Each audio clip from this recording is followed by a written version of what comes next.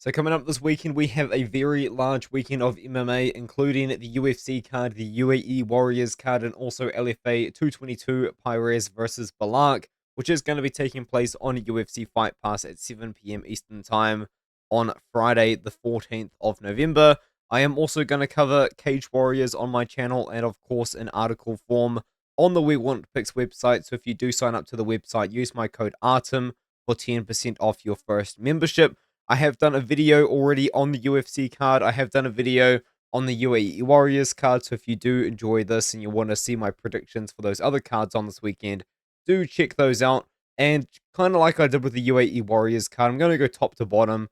And I will admit I'm not going to be covering most of the prelims. So this is mostly just a main card prediction video. Starting off with the main event, we got Vinicius Pires taking on Artem Belakh, and I am familiar with Artem Belakh because he did fight for my favorite, not so much an MMA promotion, One Championship. I know that's something that not a lot of people like to hear from me, but he did fight for one, and he did have some pretty fun fights in one for the most part. I would kind of consider him to be a striker, but he does have a bit of wrestling behind him. And if anything, the wrestling probably is what he is best at, to be honest with you, because I don't love his striking at all. He did get knocked out by Wonel Kwan. He did go to war against Leandro Issa, and in both of those fights, he really did have striking defense exposed, really. I think that he stands very still on his feet. I don't think he moves his head much. I really don't like the cardio, especially from what I saw against Issa, but I think that can be sort of forgiven, just given the fact that I believe that this guy cuts a very significant amount of weight. He is probably one of the biggest fighters I've ever seen at this weight class at 135 pounds, and he will have a size advantage over Pires, who is a very active fighter. He does kind of have that, I would almost say, sort of typical heavy Muay Thai fast-paced style, but he does have a lot of submissions in his wins. On the feet, he's just throwing out a lot of volume, throwing out a lot of push kicks, throwing out a lot of leg kicks. His wrestling is, in my opinion, not very strong, and I know that hasn't really stopped him because he has been able to submit some pretty solid fighters, including Aboujer, to win the title in his last fight, and the brother, I believe this is the brother, of Caio Fernandes in his LFA debut, but I really wasn't impressed with the way that he was getting these fights down to the ground. A lot of the time, it seemed like he was tripping them over for Aboujer. He quite literally kind of got lucky with Aboujer falling over in moments to get the fight down to the ground in that one. So I do worry about that because I think that Balakh's takedown defense is good enough to keep it on the feet. So my prediction is that this is going to be a striking matchup. And I think that Belakh is just going to be tired over a 5-round fight. I think that Pires is going to be able to outlast Belakh because I just don't like Balakh's cardio. So I think that Pires is just going to be able to take over towards the end of the fight. And maybe we see a little bit more grappling out of this fight as the fight goes on. But I'm going to pick Pires by decision in this one here. I think it is going to go 5 rounds. I think that Pires has the better cardio. He's going to win based on the last 3, maybe the last 4 rounds of the entire fight. Now we have Joe Giannetti taking on Jose Ferreira. I've got to be honest with you guys, I actually do have a bit of bias towards Joe Giannetti. I have really been wanting to see this guy in the UFC for a long time. He was, of course, on The Ultimate Fighter many years ago, season number 27, and this was the season of the undefeated fighters. And he made it all the way to the finals, lost a split decision, and then for some reason didn't get the UFC contract or an opportunity in the UFC. So kind of ever since then, he has been fighting to get his way into the promotion. And of course, it has come with a lot of ups and it has come down with a few downs, especially recently as well. And Dakota Bush is on like a 6-fight win streak right now after his very short UFC run. So you might see him back again. But the problem with Giannetti is it seems like every single time he fights someone that can pressure him, that's how he loses. You know, he's been losing to wrestlers recently. He's been losing to grapplers recently. But he still does have a very good skill set for 155. He does have very good striking. He hits hard. He's very comfortable in the cage. Now 25 professional fights to his name. And he's coming off a loss to Dakota Bush, in which Bush was able to just kind of outmuscle him, pressure him, wrestle him. But he did beat Limburger in a very interesting way. He had Limburger in a triangle and then was actually elbowing and punching him from the triangle. You could argue that he should have beaten Peter Barrett, but he shouldn't have made it close against Peter Barrett either. You know, that's the thing. But I think, honestly, after watching Jose Ferreira's fights, from what I had knowledge about Ferreira going into this, I did expect him to be a lot more aggressive than what he is. He just is a relatively low volume, pressure forward guy that shoots takedowns on occasion, but in my opinion, doesn't really look like he has, to start with, good takedown defense or also deals with pressure well himself. And I think that out of these two guys, like, just to kind of pick it like a contender series fight, I think the better fighter honestly is Joe Giannetti, and he's now going to have a size advantage over Ferreira, which isn't really something that Ferreira's probably too used to, because a lot of the times that I watched Ferreira fight, he actually did have the height advantage. So I'm going to pick Giannetti in this fight. I think he's going to beat Ferreira, and I think he's going to finish Ferreira by knockout in this fight. Now we have Regivaldo Carvalho taking on Gustavo Pintos. Now, Carvalho has fought better competition. There's no doubt about that in my mind. And I was watching him and I was thinking, oh, this guy's actually not too bad.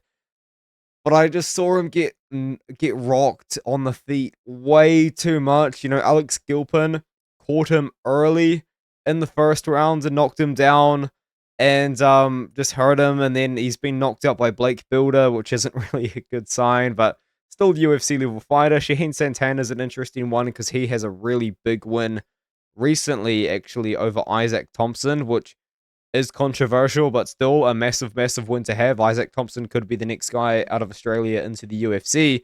So Carvalho's fought the better guys. He's beaten Don Shanis, who had a very short UFC run. We'll definitely never see him in the UFC again because he's been losing ever since. But he's okay. He can grapple well. He can wrestle relatively well. But my issue with him is I just don't think that he has great striking. And I think that when you do take on someone like Gustavo Pintos, who has shown good striking and something that I like to see, guys, boxing combinations, including shots to the body out of Pintos. And I think that Pintos is actually going to be a guy that's going to come out of the Argentinian, Uruguayan scene and maybe make a bit of a splash in this LFA debut here. I watched him beat Omar Arteaga and Eduardo Cajal, and he beat Arteaga by working the body on the feet. He hurt Arteaga to the feet. That's the way that I understood the situation. The commentary wasn't in English, of course, but he hurt Arteaga, I believe, to the body. Arteaga shot a very bad takedown. He reversed the position and got mounted and finished him off. I think that Pintos in this fight is the better striker. I think that Carvalho gets hit too much on the feet. So I'm going to pick Pintos to win this fight by knockout as well. Now, Alex Pereira's sister, Aline Pereira, is going to be fighting against Nejra Repp. Now, it's not Alice Pereira, who a lot of people seem to believe was Alex Pereira's sister for some reason. It is Aline Pereira, who has fought for Glory Kickboxing in the past. She has actually had a pretty successful karate combat sort of run recently, which is something that, in my opinion, she probably should just pursue because she's clearly a talented enough striker and good enough to become the champion of karate combat. And honestly, MMA just hasn't worked out for her. I actually picked her to beat Helen Peralta when I covered this card. This is actually the card which I learned about Malcazal Costa, actually. No, I learned about Malcazal Costa in a loss, I think it was, actually. I think it was against Italo Gomes because that happened after. Yes, it definitely was the Gomes. Anyways, I'm sidetracked again. I did this in the UAE Warriors. I don't feel like I need to prove that I have watched MMA before. And Aline Pereira, she lost to Bowers. Bowers is on a win streak, or at least was. I think she lost recently. But the thing is, Pereira, this is a very easy matchup, in my opinion, for Pereira, but also a very hard matchup at the same time. Because Repp is just a wrestler that doesn't really fight in a way that she wants to get the fight down to the ground. If that makes any sense. So, Repp is kind of like, ironically, she fights like Shannon Clark. Where is she? Who will just stall up against the cage and outmuscle her opponents. Repp does the exact same thing. And Pereira got pressured by Helen Peralta, who's just a pretty aggressive boxer. Was on the Ultimate Fighter, I believe, at one point. But and that's what I worry about, is Pereira just getting backed up and held up against the cage. Because she isn't very strong. You know, I know Alex Pereira is very tall, very long, very lengthy, but he's also got a bit of strength. Pereira doesn't really have that sort of strength to keep these girls off her in the clinch in MMA. But at the same time, it's like Pereira's got so much momentum now from the karate combat wins, and I really want to see Pereira win as well. So it's kind of one of those things. I am going to pick Pereira to win by decision. But if Repp just wins a very boring decision up against the cage, I wouldn't be that surprised either. Nathan Ghareeb, I think, is going to beat Josh Harvey, and I think he's going to get a finish. Now, Ghareeb does have a lot of finishes on his record. None recently. This guy has been going the distance a lot. He did last get a finish in 2023. And I think that in this fight, he is going to finish Josh Harvey. Josh Harvey is not a very active fighter. In his prime, he probably was a pretty good prospect at one point. He was at one point, of course, 7-0. Wasn't beating good competition, but he was beating them easily. And then he's just become a very inactive. He hasn't really fought much recently. I didn't watch his fight against Rosa, I will admit, but that is because that's on CES, which is on Triller, and I have to pay to get onto Triller. So I just didn't, but I watched his fight against Adley Edwards, and Edwards just kind of dominated him in the grappling the entire time. And I think that's probably what's going to happen here against Ghareeb. Now, Ghareeb is another one of those fighters who does just stall up against the cage, and he does make things quite boring, so I'm not entirely overly impressed with Nathan Ghareeb, to be honest with you. But I do think he is going to have the better wrestling and grappling in this fight. And if he does take down Josh Harvey, I think he should be able to finish Josh Harvey in this matchup by submission like people have been able to do to him recently. So I think that Ghareeb's going to finish Harvey. And then maybe if he gets a big win, this could be an opportunity for Ghareeb to, maybe get back into the Bellator PFL situation, which he was in for only one fight, or maybe even the UFC. I don't know. But I think that Ghareeb does finish this fight, and I think he wins by submission.